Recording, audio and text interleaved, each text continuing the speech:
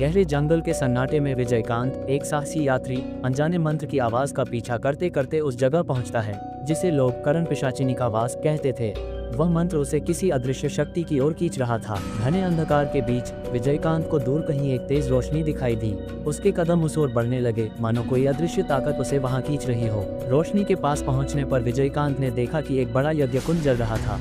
वहां एक विशालकाय साधु पद्मासन में बैठा हुआ था। उसके शरीर से अजीब सी ऊर्जा निकल रही थी। साधु के दाईं ओर एक कम उम्र की लड़की का नन्हा शव रखा था। उसकी लंबी घनी काली लंटें जमीन पर बिखरी हुई थी और उसकी बंद आंखों पर ऐसा लगा मानो कोई देवी सो रही हो। साधु ने लाल वस्त्र धारण कर रखा था और जोर जोर से तांत्रिक मंत्रों का जाप कर रहा था। उसकी आवाज जंगल में गूंज रही थी, जिससे एक भयानक माहौल बन गया। हवा में घी और जले हुए बलि के मांस की गंध फैली हुई थी। लेकिन इस दृश्य से ज्यादा डरावना था वह एहसास जो विजयकांत को महसूस हो रहा था।